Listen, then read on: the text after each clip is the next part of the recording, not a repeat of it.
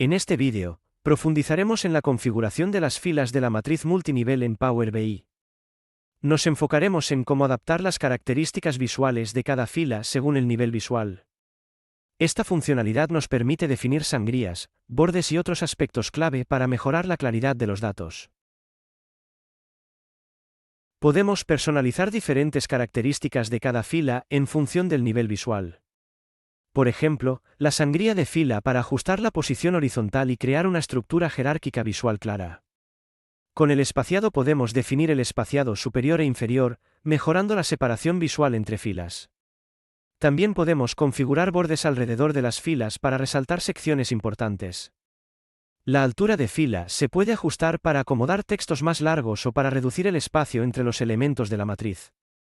Esta flexibilidad nos permite adaptar la visualización según las necesidades específicas de cada nivel de la jerarquía.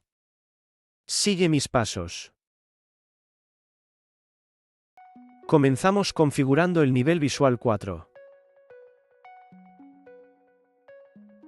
Vamos a darle una sangría de 3.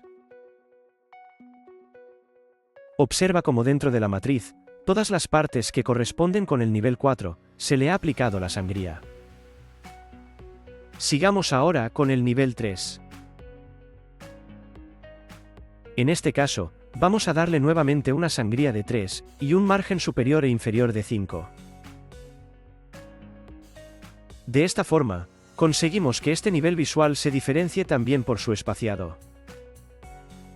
Continuamos con el nivel 2. A este nivel, le vamos a agregar un margen superior e inferior de 10. Observa cómo va cambiando nuestra matriz. Además, le vamos a habilitar el borde superior y un borde inferior.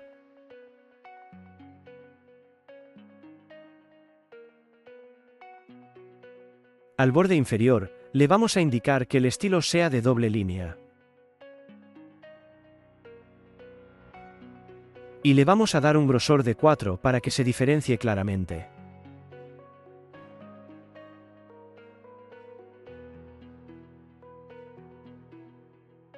Finalmente nos vamos al nivel 1, y simplemente, le vamos a dar un espaciado en la parte superior de 5.